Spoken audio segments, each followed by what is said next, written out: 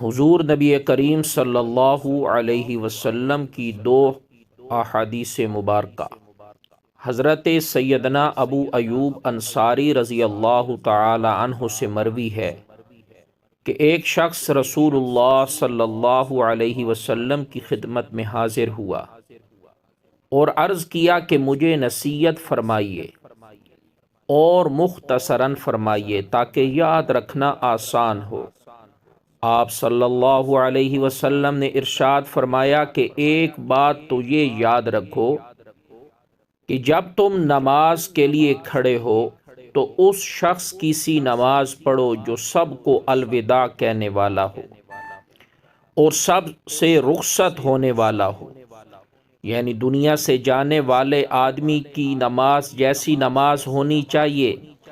تم ہر نماز ویسی پڑھنے کی کوشش کرو۔ اور دوسری بات یہ یاد رکھو کہ ایسی کوئی بات زبان سے نہ نکالو جس کی کل تم کو معذرت اور جواب دہی کرنی پڑے، یعنی بات کرتے وقت ہمیشہ اس کا خیال رکھو کہ ایسی بات منہ سے نہ نکلے جس کی جواب دہی کسی کے سامنے اس دنیا میں یا قیامت کے دن خدا کے حضور کرنی پڑے۔ اور تیسری بات یہ یاد رکھو کہ آدمیوں کے پاس اور ان کے ہاتھ میں جو کچھ نظر آتا ہے اس سے اپنے آپ کو قطعاً مایوس کر لو،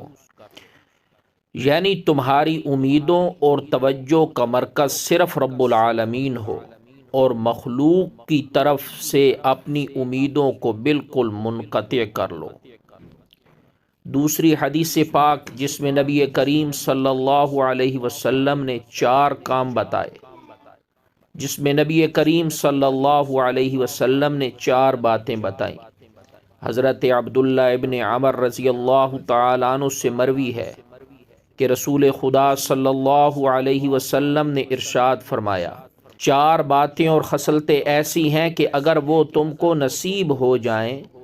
تو پھر دنیا اور اس کی نعمتوں کی فوت ہو جانے اور ہاتھ نہ آنے میں کوئی مضائقہ اور کوئی گھاٹا نہیں۔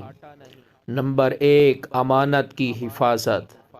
نمبر 2 باتوں میں سچائی، نمبر 3 حسن اخلاق،